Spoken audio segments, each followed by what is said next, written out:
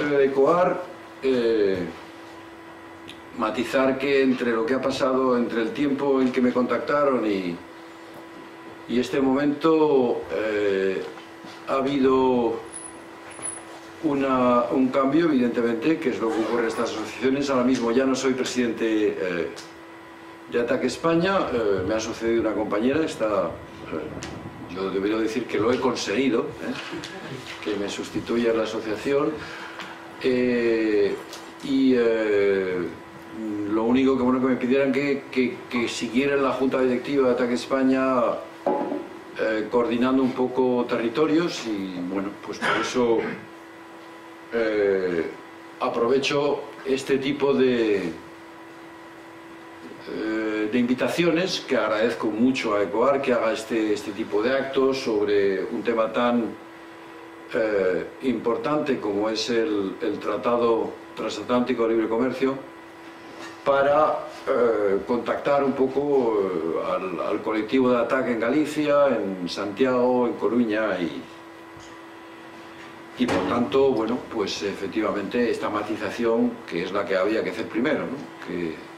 Que no estáis delante del presidente de ATAC España, sino de la persona que fue presidente de ATAC España. Bueno, también decir que, bueno, a los que no conozcáis, ATAC es un movimiento social, no es una ONG. ATAC es un movimiento social con vocación de transformación social, es un movimiento social con clara vocación política, pero no electoral, es decir, no es un partido político, no es un colectivo que pida el voto a la ciudadanía para gestionar lo público, para gestionar ninguna administración. Esto queda por cuenta de los partidos con los cuales ATAC colabora estrechamente. No solo colabora, sino que en muchos casos se ve casi muchas veces fagocitada por la necesidad que tienen los partidos de activistas y de cuadros formados, ¿no? Digo esto porque realmente con el último, digamos, fenómeno, por así decirlo, ya ocurrió un poco en el 15M, va a ser ahora 4 años, pues, pero sobre todo más con lo que podríamos calificar del fenómeno Podemos.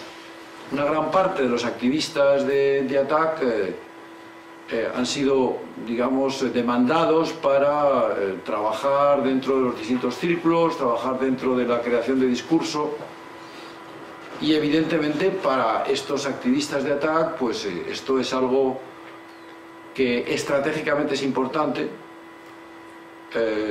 máxime en las próximas elecciones que va a haber, cuando las candidaturas en muchas ciudades, por ejemplo en esta, en la que estamos, hay una candidatura,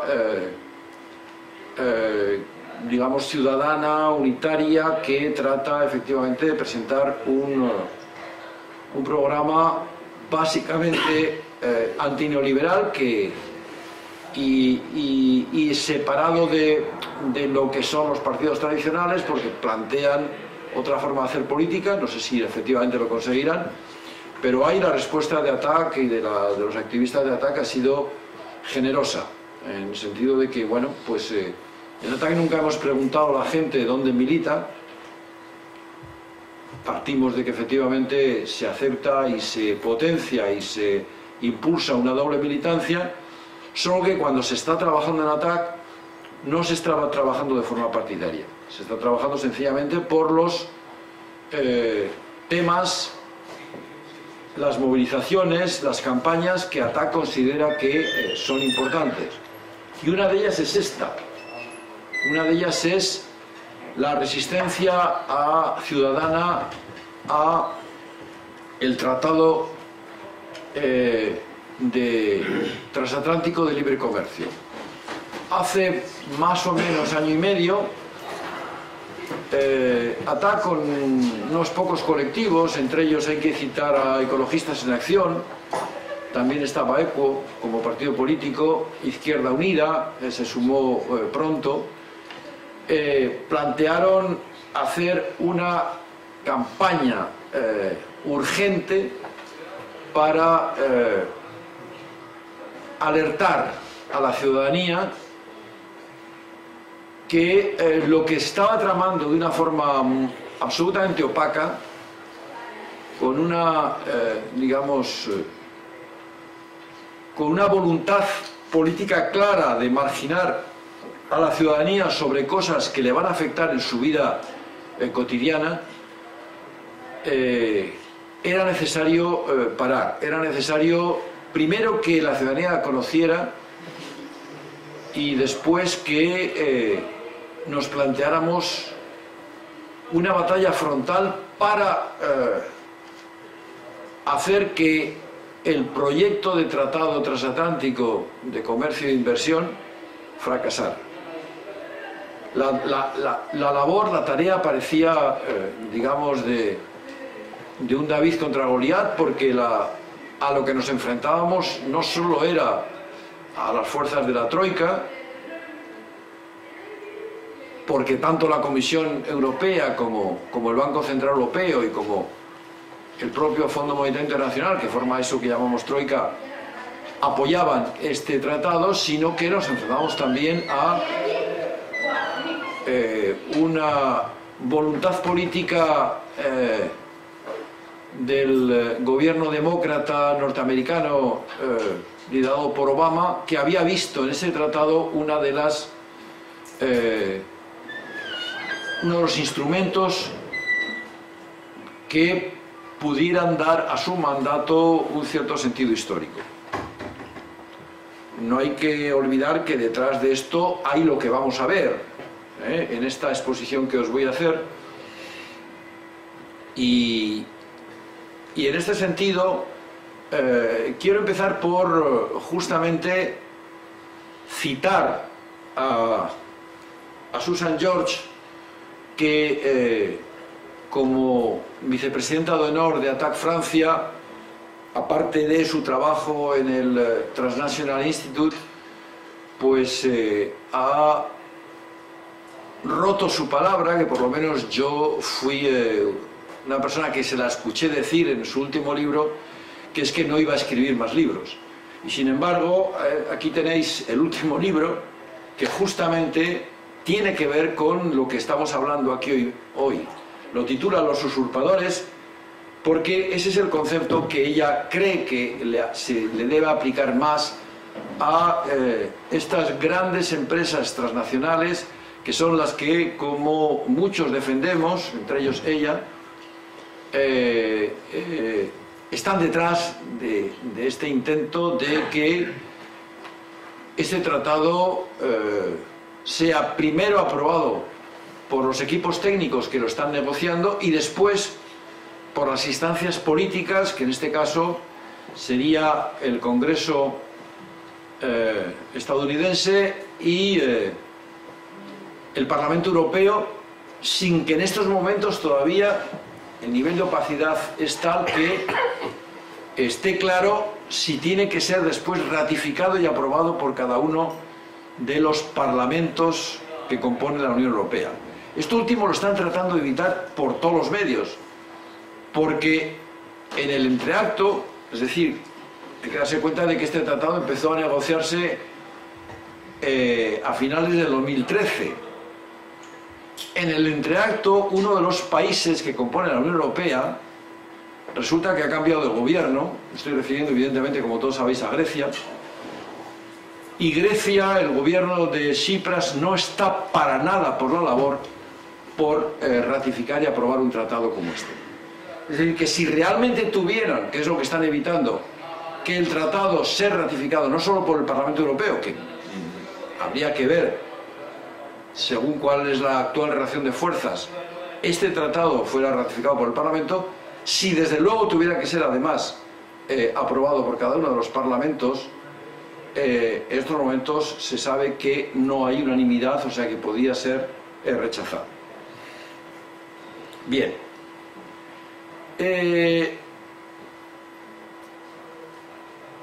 Cuando nosotros empezamos a finales del 2013 a hablar del TTIP, que en aquel momento muchos En ATTAC decíamos, no le podemos llamar TTIP, porque la gente no va a saber de qué estamos hablando. O sea, TTIP son unos acrónimos, es un acrónimo, además, ni tan siquiera es un acrónimo del nombre en español, ¿no? Es un acrónimo de Transnational Trade and Investment Agreement, Partnership.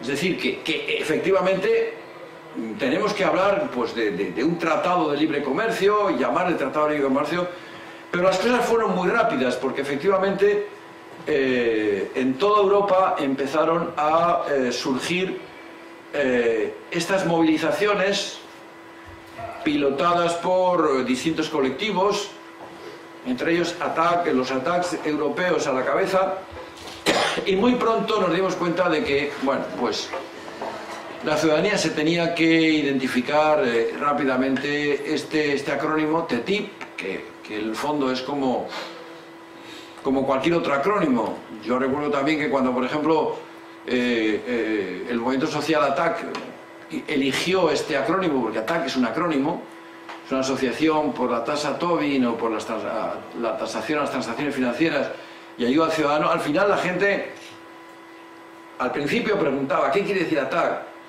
Desde hace 5 años ya la gente no pregunta qué quiere decir ATTAC, ya sabe que ATTAC es algo que está ligado a movilizaciones para denunciar o para reaccionar frente a la dictadura de los mercados financieros, que es otro concepto que introducimos en su momento y que ahora no hay que explicarlo. No hace falta decir a qué nos referimos cuando hablamos de dictadura de los mercados financieros. Pues con el TTIP ha pasado lo mismo, ¿no? O sea, ahora mismo ya el TTIP, prácticamente aquellos que han oído hablar del tratado ya saben que nos referimos a un tratado, a una propuesta de tratado, de acuerdo. A mí me gusta más la palabra tratado, porque la palabra acuerdo, que es una de las posibles traducciones de partnership,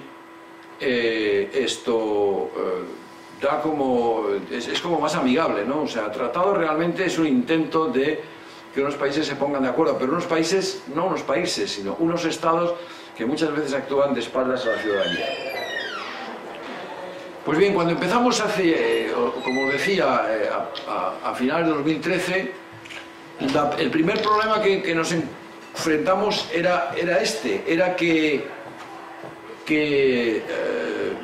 la gente nos preguntaba, pero ¿por qué nos venís a plantear una movilización nueva cuando estamos ya, digamos, o sea, estamos saliendo a la calle prácticamente todos los domingos, o sea, cuando no son por las mareas ciudadanas, por la sanidad, por defensa de la sanidad, es por la banca, cuando no es por la ley Mordaza o por cualquier otra situación que cada vez nos están atenazando más. El tema siempre, hasta luego Gonzalo, el tema siempre es el mismo, ¿no? O sea, hay que establecer una estructura de prioridades en función de lo que nos jugamos. Y con el tratado nos jugamos mucho, mucho. Vamos a intentar justamente, y vuelvo a agradecer un poco al colectivo ECOAR que haya montado esta posibilidad de tener este encuentro, para que al menos aquí, pues ojalá que una docena de personas que no teníais claro por qué este esfuerzo en movilizar a la ciudadanía contra el tratado, cuando acabemos la jornada, os unáis a la campaña contra el tratado. La importancia es que no es un tratado más. Tratados en estos momentos hay del orden de los 2000 firmados en todo el planeta. Susan lo explica muy bien en el libro, viendo cómo las grandes transnacionales siempre, desde hace prácticamente 40 años, desde que se inició esto que nosotros en ATTAC llamamos la gran ofensiva neoliberal, que nace con los gobiernos de Reagan y Thatcher, y que, por ejemplo, una periodista como Naomi Klein describe muy bien en su libro La teoría del shock. Pues cuando aparece la ofensiva, desde el primer momento las transnacionales intentan conseguir lo que en estos momentos están tratando dentro de este tratado, pero que de todas maneras han ido consiguiendo paso a paso, solo que esto, desde el punto de vista de algunos, en los que me incluyo, sería el paso definitivo, sería algo así como el conseguir una nueva constitución global, no nacional sino global, en el cual le da carta blanca a las transnacionales para introducirse en la regulación de no solo el comercio, sino la producción de bienes y servicios y en relación con la actividad económica y el medio ambiente. Entonces, este cambio que se produce en los años 70, cuando efectivamente aparece la ofensiva neoliberal, hace que lo primero que se trate de crear sean instituciones que no habían conseguido crearse en su momento. Cuando en Bretton Woods se crea el Banco Mundial y se crea la Organización Mundial, el Fondo Monetario Internacional, se trató de crear una organización de comercio que estuviera vinculada a Naciones Unidas, pero no hubo acuerdo. Lo más que se llegó es al GATT, que era unos acuerdos de comercio, pero ellos siguieron presionando a los gobiernos hasta que se consiguió crear lo que hoy es la OMC, la Organización Mundial de Comercio, que no es más que un club de países que, digamos, responden a unas normas de liberalización de comercio. Pero pronto las transnacionales, sobre todo después de Seattle en 1999, se dieron cuenta que no les servía, porque era, a pesar de que no era una cumbre y una organización nada democrática, no les servía porque realmente los países pequeños, los países más dependientes, tenían su idea sobre cómo debía ser la regulación del comercio internacional, y eso que se llamaba el libre comercio suponía muchas veces lo que podríamos llamar la metáfora del zorro y el gallinero, ¿no?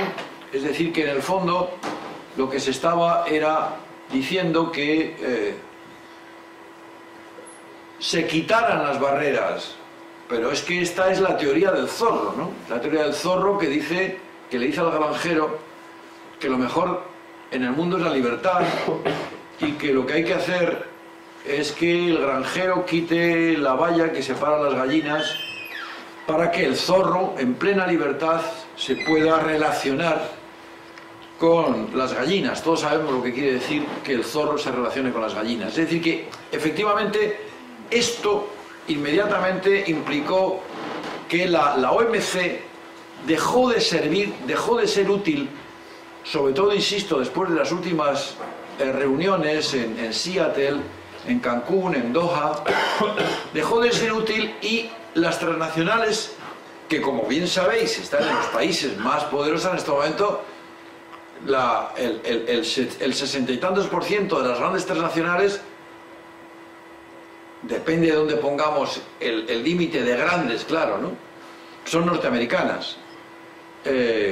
Aunque empieza a haber, hay transnacionales europeas y hay transnacionales también japonesas y cada vez más de los países llamados emergentes. Pues bien, estas grandes transnacionales se dieron cuenta que lo que le interesaba eran tratados bilaterales, no acuerdos generales que cuesta mucho llegar en las cumbres de la OMC.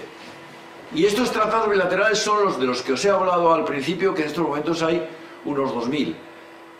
Una gran parte de ellos los tiene firmados la propia Unión Europea, en condiciones que llamamos, digamos, totalmente injustas respecto del poderoso, el país que actúa de poderoso y el país que actúa de dependiente.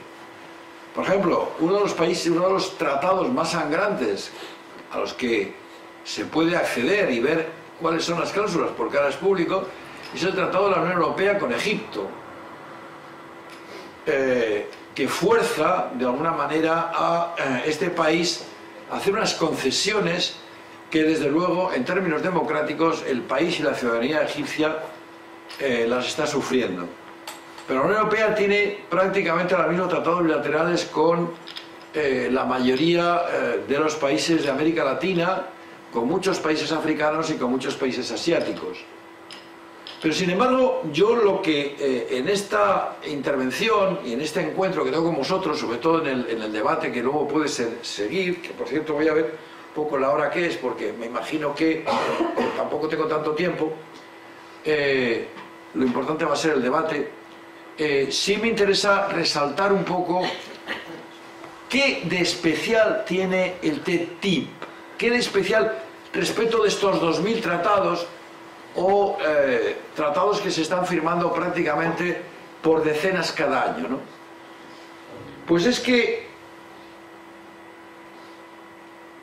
lo que podemos decir es que este tratado no es un acuerdo de libre comercio más. No. Este tratado lo que trata es de crear la mayor área comercial del planeta. Hay que darse cuenta de que en estos momentos la Unión Europea, junto con Estados Unidos, si realmente hacen un área, como ellos plantean, donde las regulaciones a la hora de comerciar con productos y a la hora de incluso producirlos se homogenizan, estaríamos hablando de que protagonizarían más de la mitad del comercio mundial. En ese sentido, no es un tratado más, sino que es el intento definitivo de las grandes transnacionales de conseguir una especie de carta blanca sobre la forma en que lo que ellos consideran como empresas transnacionales obstáculos al comercio. Lo que pasa es que desde la ciudadanía lo que ellos consideran obstáculos al comercio para la ciudadanía es regulaciones que han costado muchos años para defender a los consumidores, para defender a los trabajadores, para defender al medio ambiente. Pero en definitiva, fijaros, el tema es que estas grandes empresas, imbuidas un poco de lo que llamaríamos la ideología neoliberal, han conseguido convencer a los gobiernos y a los que toman decisiones en los gobiernos que lo mejor que le puede pasar a un país es que efectivamente este tratado se apruebe.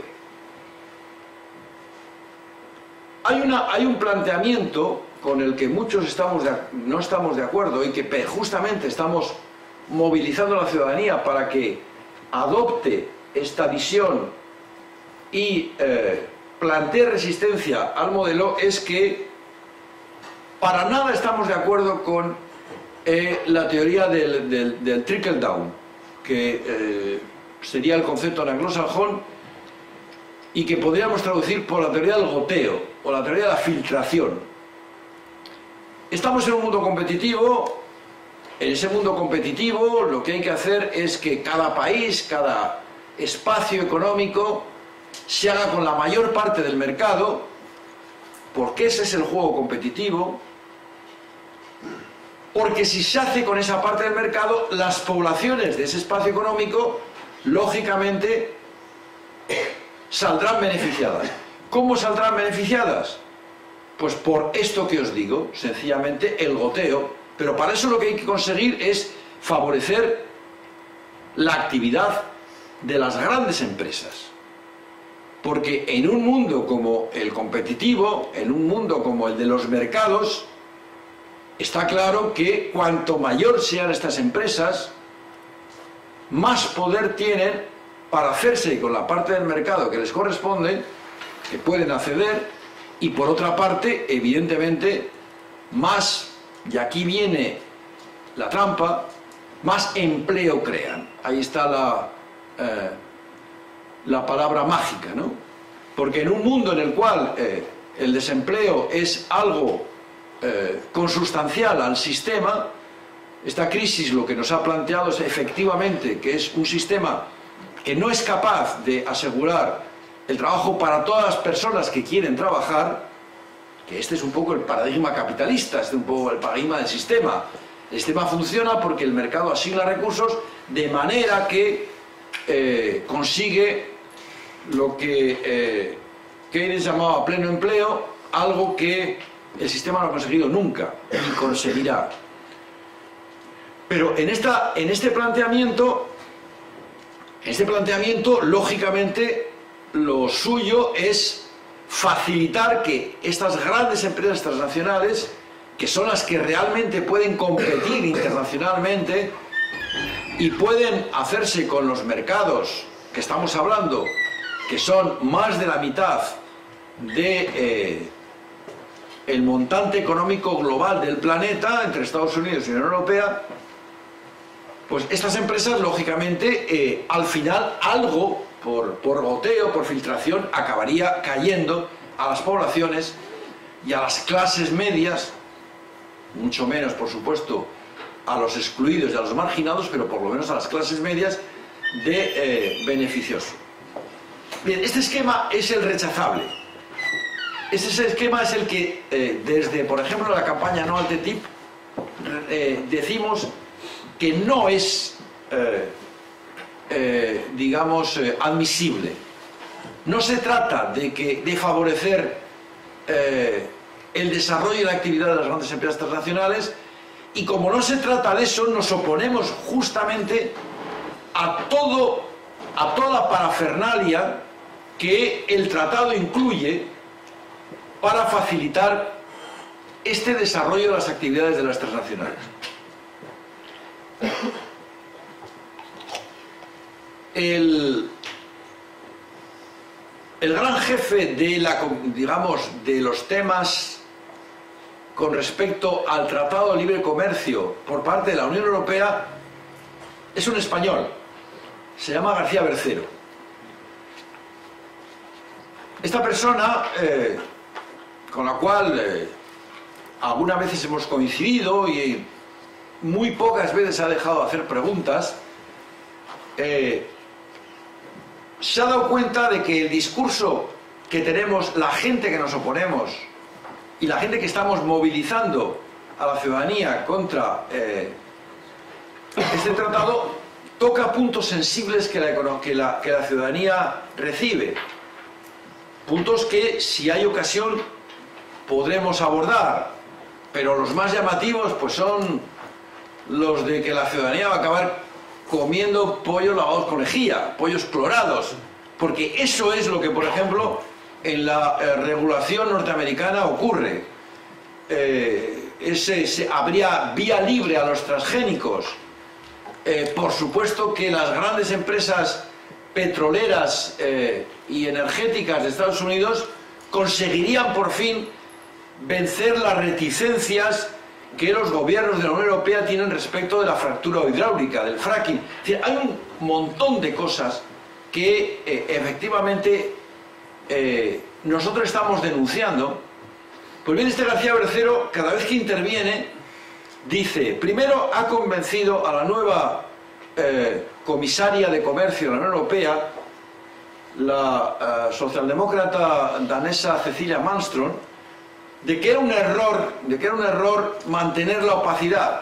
Pero fijaros, mantener la opacidad implicaba que si un eurodiputado quería saber información sobre lo que se estaba negociando, debía entrar por un tiempo limitado en una sala sin teléfono móvil, porque se supone que con el teléfono móvil podía hacer fotografías de los documentos, y no más que con un lápiz y un papel para coger algunas notas. Es decir, este intento de ocultar a los representantes de los ciudadanos, que en el fondo, por más imperfecta que tengamos como democracia a nivel europeo, pues lo son, estos eurodiputados, pues bien, convenció de que con esto había que acabar, que había que quitar el arma de las campañas de la opacidad. No lo han quitado, lo único que han hecho es maquillar un poco el tema, pero sobre todo sobre todo, lo que hizo este García Bercero es empezar a tratar de desmontar nuestros argumentos, diciendo, no, no, no, es mentira, os están engañando, aquí no vamos a comer pollos clorados, es mentira, aquí no va a entrar el fracking, es mentira. Pero, hasta cierto punto, yo voy a centrar un poco mi intervención en dos aspectos que sí tienen importancia y que creo que es importante que os queden claros. De hecho, me imagino que los que podáis haceros con el libro de Susan George, que yo os recomiendo, y no porque tenga ningún interés, digamos, comercial en el libro, es un libro que ha publicado una editorial en España que se llama Icaria, que por cierto publica libros bastante interesantes, pero me voy a centrar en dos aspectos nada más. Me voy a centrar sobre todo en uno que se llama, con las siglas en inglés, ISDS, que es el mecanismo de resolución de disputas, de controversias entre, ojo, el inversor y los estados, no entre los estados y el inversor, que eso no está contemplado. Está contemplado solo resolución de conflictos o de disputas entre el inversor y los estados, es un aspecto. Y luego el otro sobre el que me voy a ceñir para que veáis un poco qué es lo que realmente está detrás de este tratado, es el intento de crear un consejo de cooperación reguladora, se llama. Si yo os digo Consejo de Regulación Reguladora, os decís, bueno, ¿y qué? ¿Y eso qué es? O sea, porque sobre esas palabras un poco crípticas se esconde una verdadera bomba que, si realmente llega a aprobarse, hacen no solo que lo que se apruebe en el tratado por los equipos técnicos sea desarrollado, sino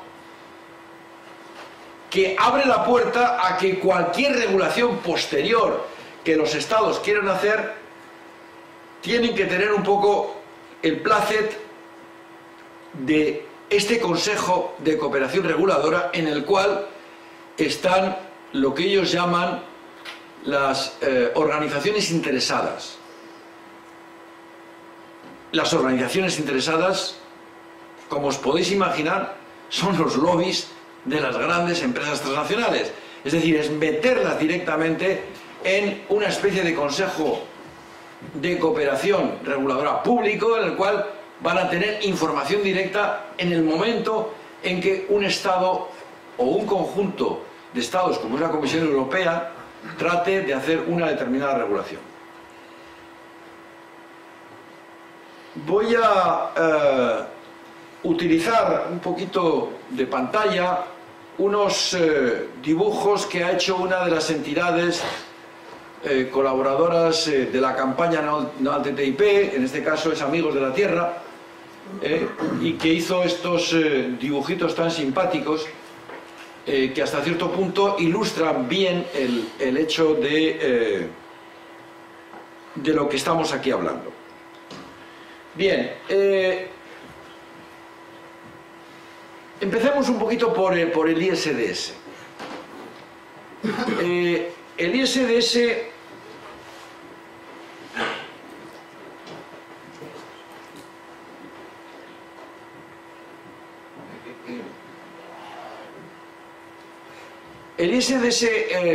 es algo que se viene aplicando desde hace 30 años en los tratados bilaterales.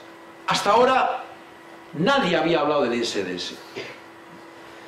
Sin embargo, los mexicanos sí conocen perfectamente lo que es el ISDS, porque les tocó ya directamente con el NAFTA. El NAFTA es un tratado que cumple ahora 20 años y que, de hecho, fijaros lo que son las cosas, cuando se firmó en el año 94 fue el año en que el movimiento zapatista se proclamó como movimiento, como ejército, digamos, no armado, pero se refugió en la selva lacandona, en la parte de Chiapas. Pero una de las cosas que denunciaba era justamente este tratado bilateral, en este caso es trilateral, porque es un tratado entre Canadá, Estados Unidos y México. ¿Por qué metieron? ¿Qué sentido tiene el ISDS? El ISDS es, os lo explico en dos palabras, a los que no los conozcáis, muchos seguro que lo conocéis, es sencillamente una especie de seguro del inversor. El inversor, ¿quién es el inversor? El inversor, evidentemente, son los grandes grupos financieros que están detrás de o las propias empresas transnacionales o sencillamente grupos de inversión que llevan dinero a un país. ¿Qué tipo de seguridad buscan? Pues hombre, fijaros, hace 40 años cuando empezaron los tratados bilaterales, el ejemplo que siempre pone, y yo se lo he oído a García Bercero, es decir, por favor, un inversor que va a Burkina Faso, hace una inversión allí y de repente cambia el gobierno y su inversión se hunde, entonces este inversor, para que de alguna manera no pierda su dinero, quiere que no le juzguen, es decir, poder demandar al Estado, pero no en un tribunal de Burkina Faso, sino en un tribunal externo. Esto podría tener sentido, visto así, desde el punto de vista siempre, lógicamente, no de Burkina Faso, sino desde el inversor. Pero aún así, bueno, podrías decir, ahora, ¿qué sentido tiene que haya un ISDS en el NAFTA, por ejemplo, entre Estados Unidos, Canadá y México? Diría García Bercero, sí, cuidado, está México. Está México. México tiene una historia revolucionaria, tiene una historia que hay que meter el ISDS. Habría que discutirlo, pero ¿por qué no lo quieren? ¿Por qué lo quieren meter entonces entre Estados Unidos y la Unión Europea? ¿Cuál es el país en este momento malo de la película que va a romper la baraja y que va? Silencio. Frente a esto, silencio. Esta pregunta no se la hemos podido hacer a García Bercero, no por falta de ganas, por cierto, pero lógicamente habría que hacérsela. ¿Pero qué es lo que persigue entonces? No, persigue una cosa muy pecuniaria, y es que el ISDS ha creado un enorme negocio, Hace 20, 30 años, cuando empezaron los tratados y el ISDS, a lo mejor había 20 demandas al año en países, entre países, porque hay que ver qué es lo que es, cómo se hacen estas demandas. Es un tribunal privado, primero, donde el país demandado selecciona a uno de los árbitros, a uno de los tribunales. La empresa selecciona al otro, pero son tres. El tercero es el que decide. Normalmente es el presidente, además. ¿Y quién decide el tercero? Ahí está el punto. El tercero lo decide alguna institución ligada a el Banco Mundial, por ejemplo, que, como bien sabéis, no es justamente una hermanita de la caridad, sobre todo en términos por lo que ha supuesto su actuación en los últimos 20 o 30 años. Es decir, que efectivamente son juristas, no más de 50, en el último año hubo 226, yo las cifras se me olvidan, pero de ese orden, 226 demandas en tribunales privados. Pero no hubo más de 50 árbitros, son siempre los mismos. Cada árbitro cobra 1.000 euros la hora. De manera que un juicio, un dictamen de este tribunal privado, con lo que se alargan, viene a salir normalmente entre 7 y 8 millones de dólares. Normalmente son fallados a favor de las empresas. No es por casualidad. Los árbitros normalmente se han bregado en defender empresa contra empresa. están un poco siempre dentro de la óptica del negocio. Cuando se trata de hacer un arbitraje entre empresa y Estado, la gran mayoría de las veces, aunque todavía no hay, ese trabajo está por hacer, el de ver exactamente los fallos de estos tribunales, las resoluciones, qué porcentaje se ha obtenido, pero está muy cercano al 80% de que fallen a favor de las empresas. Lo cual quiere decir que si de repente, como por ejemplo, la Reynolds, que es una de las propietarias de Philip Morris, cuando de repente demandó al gobierno uruguayo de José Mujica porque había cambiado la legislación del tabaco, más o menos parecido a la que cambió aquí Zapatero, diciendo que efectivamente el tabaco no se debe permitir en lugares públicos porque los no fumadores se ven agredidos digamos, y afectados evidentemente por el humo de los que fuman. Eso mismo lo desarrolló Mujica, y la Reynolds le ha pedido 2.000 millones de dólares. 2.000 millones de dólares. A Argentina, cuando devaluó, hizo el default con respecto a la deuda, igual las grandes empresas de agua que habían conseguido privatizar la gestión, todo hay que decirlo, entre ellas estaba Aguas de Barcelona, y otras cuantas, le exigieron al gobierno argentino, porque con digamos, la devaluación de la paridad ellos habían perdido, y digamos, la devaluación, o sea, la nueva paridad era una decisión tomada por un gobierno como el argentino. Al final acabaron negociando y le sacaron al gobierno argentino 500 millones de dólares, más las costas, es decir, más los 8 millones que se embolsan evidentemente estos tribunales, estos árbitros.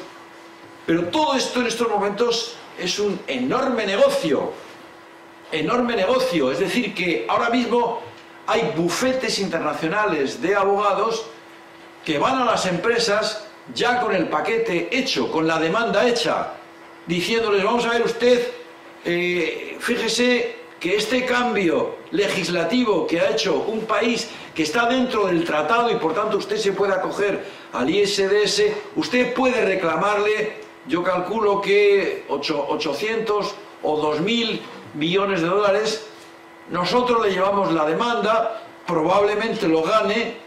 Evidentemente en ese momento las costas supondrán tanto que nos embolsaremos nosotros, más lo que nos dé, lógicamente, usted, porque le hemos ganado el caso.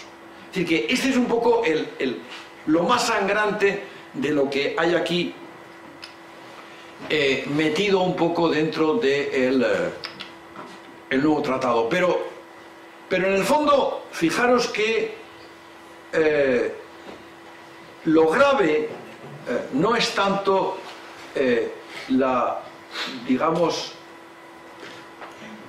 la situación de mala sangre que produce el ver que todas estas cosas se producen por la codicia sencillamente de unas cuantas empresas, sino que en el fondo hay algo más grave que todo esto, y es que se está afectando a la soberanía de los estados. Es decir, que en el fondo, ahora mismo, un Estado, cuando vaya a hacer una legislación en relación al medio ambiente, en relación a los trabajadores, en relación a los consumidores, pues esto es un poco como la censura que existía en el franquismo, en el posfranquismo, es decir, cuando por ejemplo Farguell Barne llegó al Ministerio de Educación e Información, al Ministerio de Información y Turismo, que no había una censura directa, pero como había unas multas descomunales para los periodistas que en un momento determinado se consideraban que habían entrado en delito, los propios periodistas se autocensuraban. Que es un poco lo que puede ocurrir con estos procesos, es decir, o sea, ahora mismo el gobierno de Grecia, Alexis Tsipras, por ejemplo, como jefe de gobierno, según esto, se tendría que pensar los cambios de regulación que hace respecto a determinadas cosas porque tiene la espada de Damocles detrás. Es decir, que ya no es tanto, por ejemplo, el que alguien nos asegure que no vamos a comer pollos clorados. Es que, de alguna manera, si en un momento determinado la Unión Europea, que practica algo que ha costado muchísimo esfuerzo en comisiones parlamentarias, que es que la Unión Europea adopte el principio de precaución frente al peligro de lo que no se conoce, que es el principio de precaución. El principio de precaución es que si yo, administración, tengo dudas de que un producto farmacéutico o que un producto químico puede tener efectos nocivos sobre la población o sobre el medio ambiente, le exijo al fabricante o al distribuidor que demuestre que no va a tener esos efectos. O sea que por precaución meto una moratoria sobre el producto hasta que me demuestre públicamente que no va a tener esos efectos. Ese es el principio de precaución. En Estados Unidos no existe ese principio. En Estados Unidos existe el contrario. Es la administración la que tiene que probar que el producto es nocivo para en ese momento prohibirle al fabricante o al distribuidor que lo comercialice. Por tanto, es que estamos un poco en esto, es decir, que en un momento determinado, gracias al ISDS,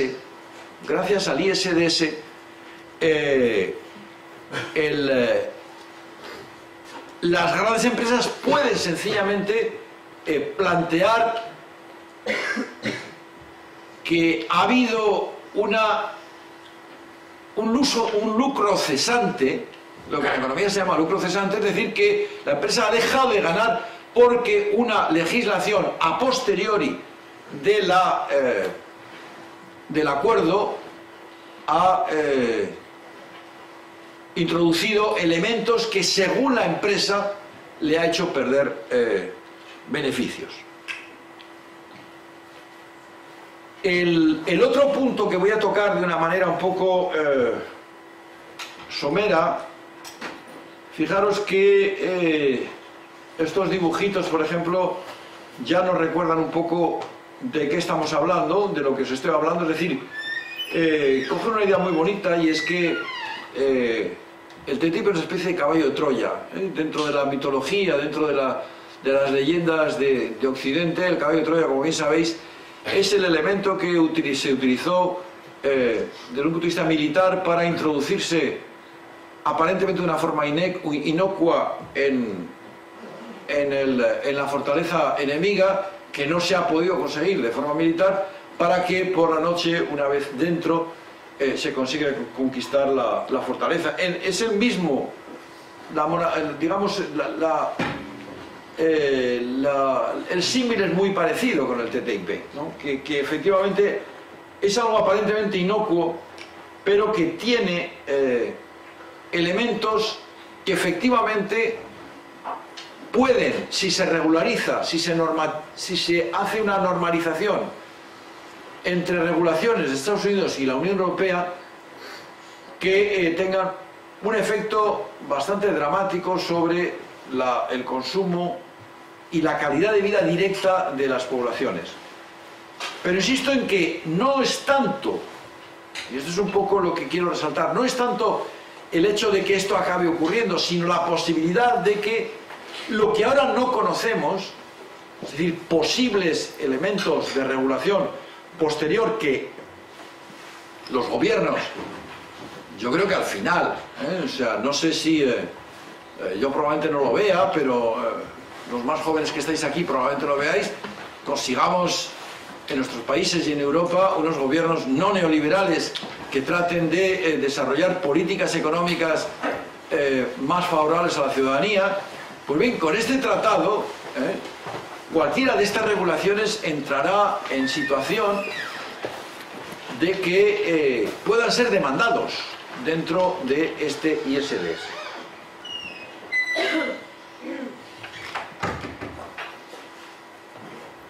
Bien, el otro aspecto que quería subrayar es el de los consejos de cooperación reguladora.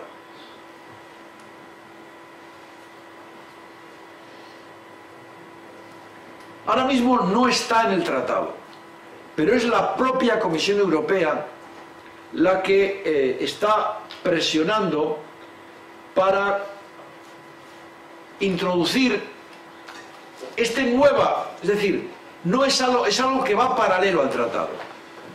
Sería la creación de este espacio, esta institución llamada Consejo de Cooperación Reguladora, en la cual estarían lo que eufemísticamente en la Comisión Europea llaman partes interesadas.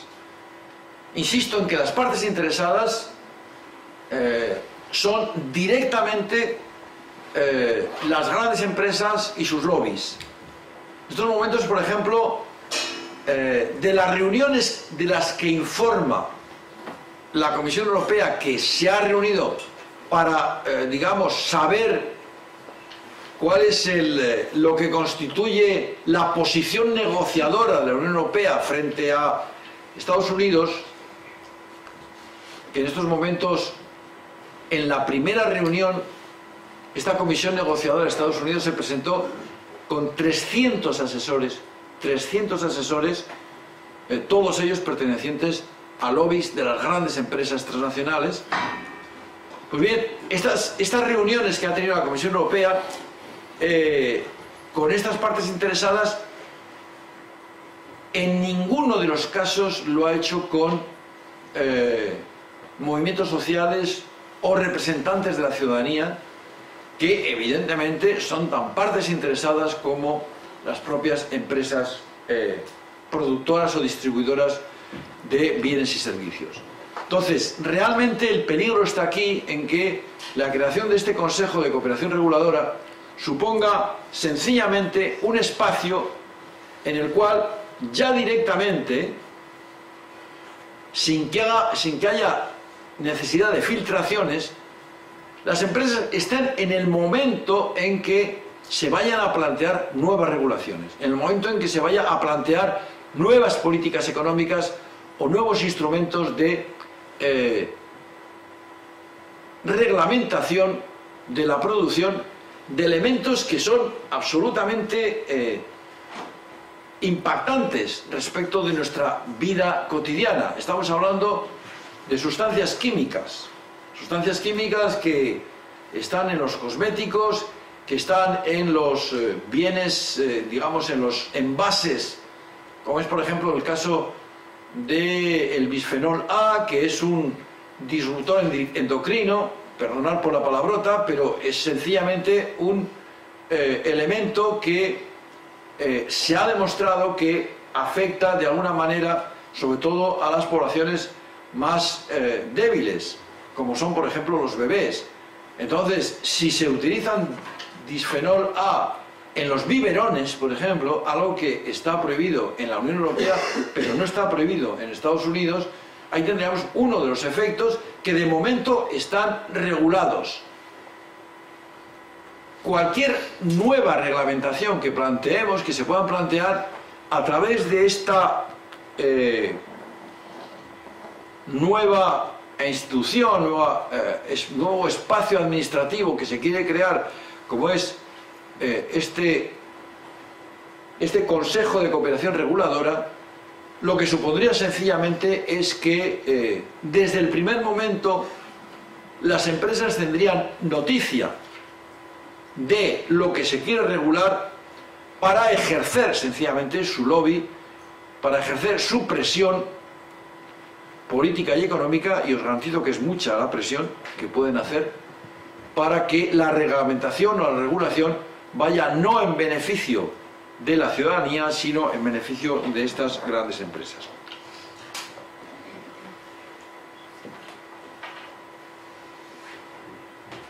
Esta es un poco la razón por la que en estos momentos hay,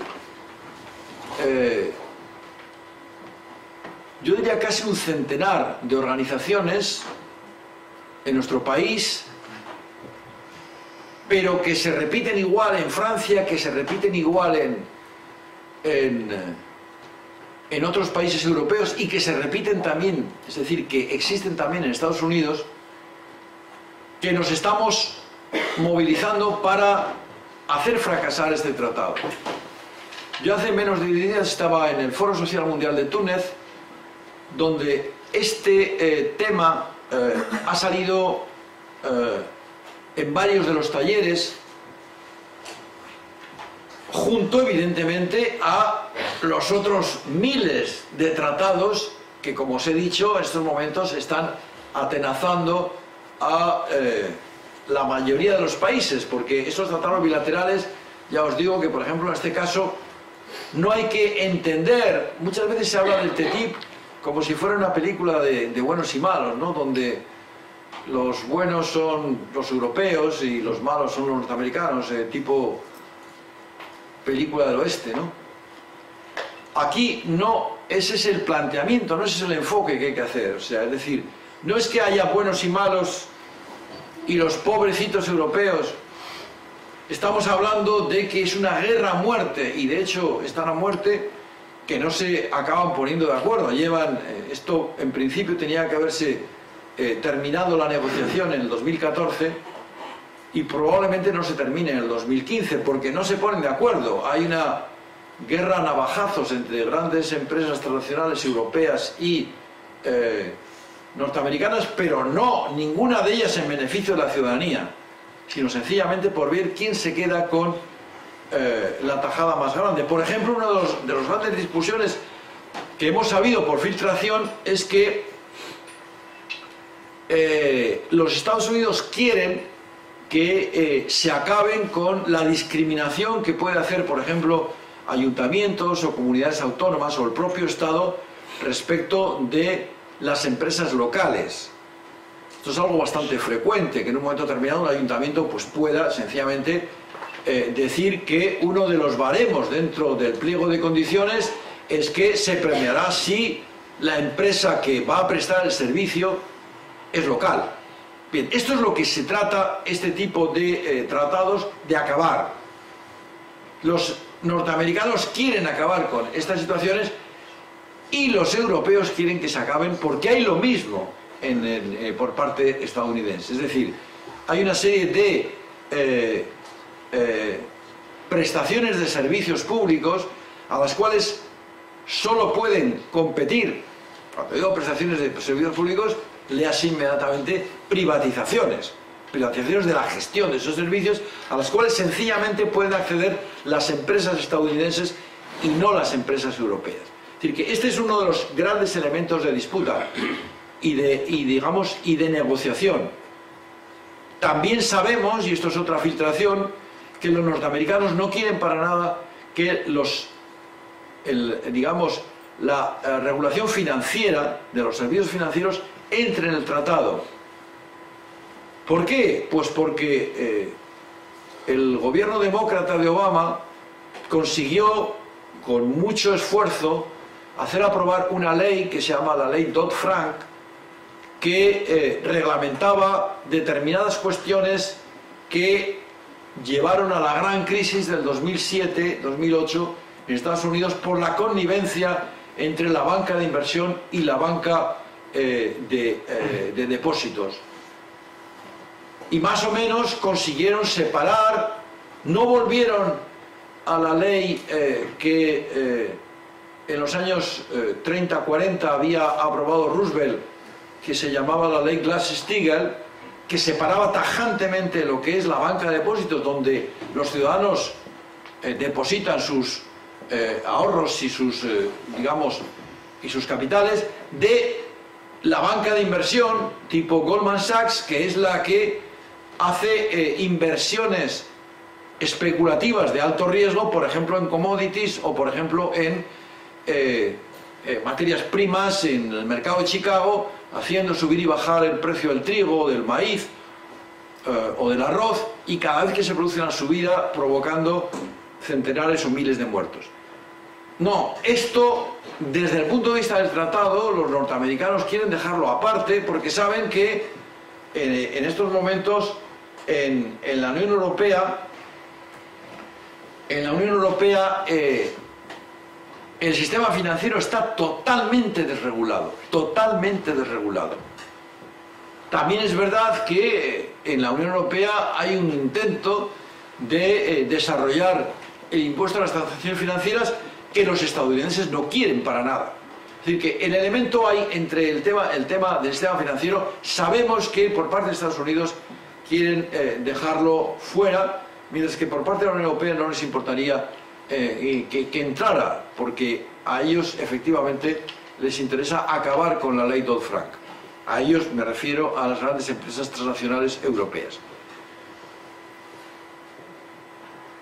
Susan George, en su libro, al que me he referido ya y al que me voy a volver a referir, dice que esta es una batalla que podemos ganar. Si realmente hay una movilización ciudadana,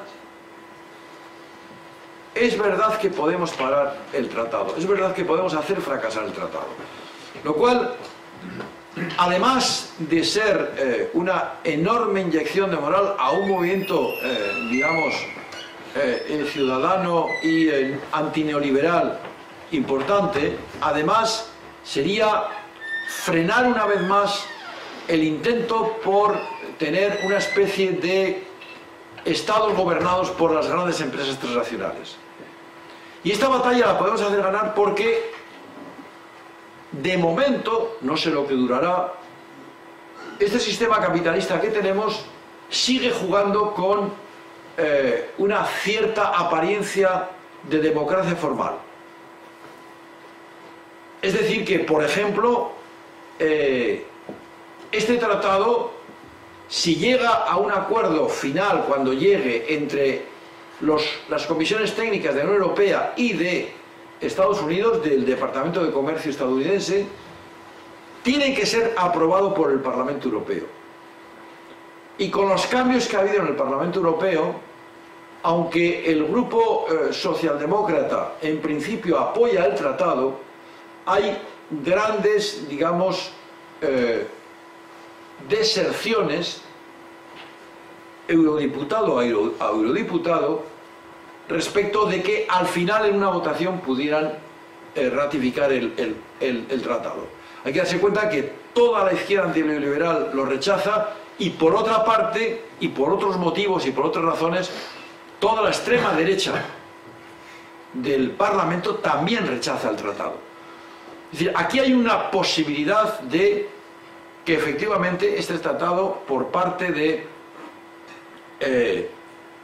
sus fases de tramitación democráticas, no salgan adelante. Para eso es necesario lo que Susan George, la primera que se le oía, aunque ella dice que no fue ella, sino que ya venía de más atrás como idea, llama la estrategia del vampiro, la estrategia de Drácula. O sea, echar luz al tema. Porque efectivamente, como en la leyenda de Drácula, de los vampiros, la luz lo que hace es matar al monstruo, matar al vampiro en este caso, que es un poco lo que debemos por todos los medios conseguir. Entonces justamente estamos en un momento en el cual desde el propio Foro Social Mundial al que me he referido hace un momento, en la asamblea de movimientos sociales que hubo después del foro, y que las hay todos los foros sociales mundiales, se eligió la fecha del 18 de abril para que haya una gran movilización mundial. En estos momentos, en la campaña en nuestro país, en el Estado español, estamos intentando que haya por lo menos medio centenar de ciudades en las cuales sea visible esa resistencia al tratado. Por lo que yo sé y por lo que los compañeros, por ejemplo, me acaban de decir, en Galicia, en 3 ciudades, por lo menos va a haber un acto, va a haber algo de visibilidad. En Vigo, en Coruña y en Santiago. Pero de alguna manera, o sea, animo un poco a los asistentes a a que os informéis un poco de lo que se va a producir en la ciudad. En esta ciudad lo que se está intentando es no ya el 18, que es sábado, sino el día anterior, el viernes 17, hacer un pequeño debate informativo que acabe en una proclamación de rechazo del tratado, uniéndose así a el Día de Acción Global. En otras ciudades, bueno, pues va a haber performance, en Madrid, en Barcelona y en otras 12 ciudades están convocadas grandes manifestaciones. Esperemos que sean grandes, esperemos que sean bien visibles, pero la cosa no acaba ahí, ¿eh? La cosa no acaba ahí. Necesitamos llegar a la ciudadanía, necesitamos llegar con cualquier instrumento de información y de comunicación. Este acto, por ejemplo, es uno de ellos, ¿no? Pero también, por ejemplo, también hay otra forma de colaborar. Por ejemplo, fijaros, os voy a poner ahora mismo un pequeño vídeo de 2 minutos hecho por unos compañeros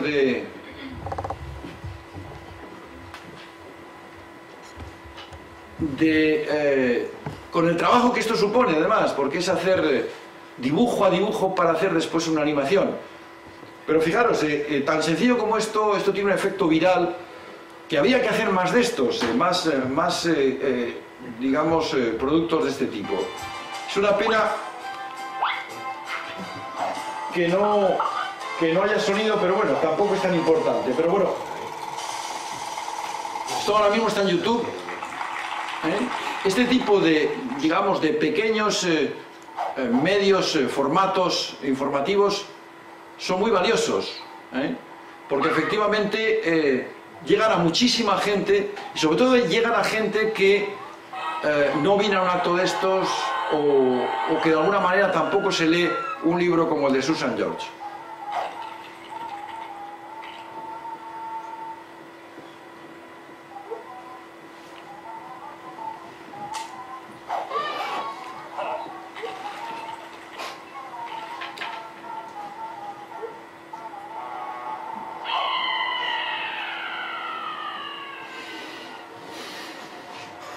Yo os animo un poco a que cada uno en vuestras, con arreglo a vuestras posibilidades, os suméis a esta campaña. Ahora mismo, a la salida, vamos a dejar una pequeña hoja donde podéis dejar vuestros correos electrónicos efectivamente para que os hagamos llegar información. Todos los días se producen informaciones. Por ejemplo, no he dicho que hay una campaña de recogida de firmas que, por ejemplo, la propia Comisión Europea bloqueó o trató de parar. Está reglamentado en la Unión Europea que con 1 millón de firmas se puede plantear una iniciativa ciudadana europea, pero tiene que haber más de 7 países en los cuales cada uno de esos 7 países al menos haya un número de firmas proporcionales a la población que tiene. En España, para que España, por ejemplo, cuente como país, el número de firmas son 45.000.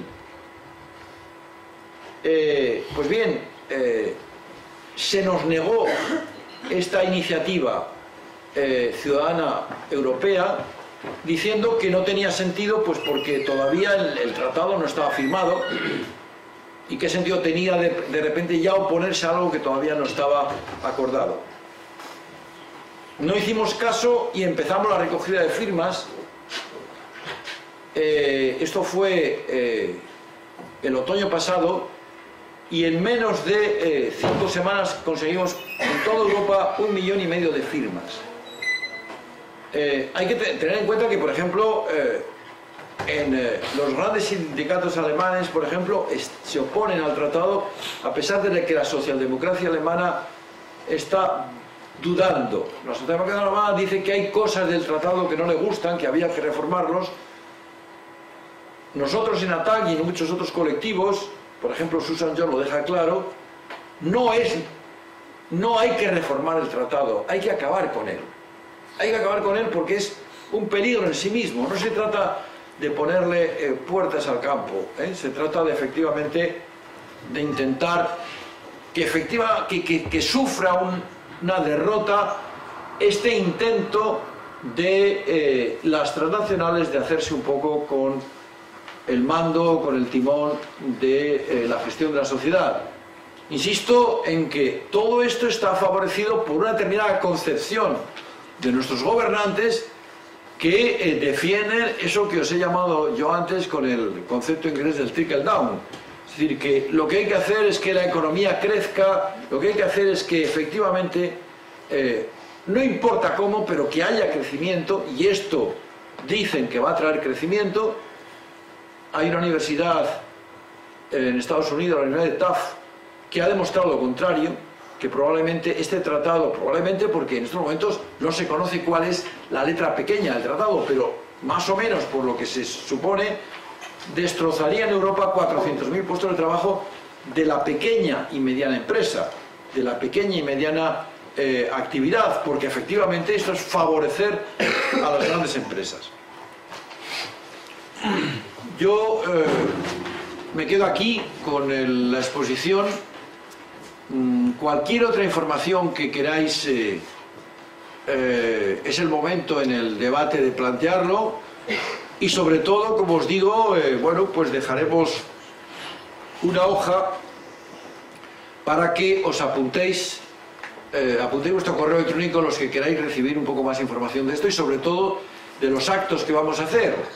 De momento el más inmediato es el de 18 de abril, pero esto todavía tiene bastante recorrido como para ir increciendo, y desde luego lo que es esperanzador es que lo que empezamos, menos de media docena de organizaciones hace año y medio, cuando en este país nadie conocía lo que era el tratado, el TTIP, en estos momentos, por lo menos en los medios en los cuales, por ejemplo, se están produciendo este tipo de candidaturas electorales a los municipios de las comunidades autónomas, fuera de los grandes partidos estatales mayoritarios, estos sí que están al tanto y sí que se han posicionado claramente en contra del tratado.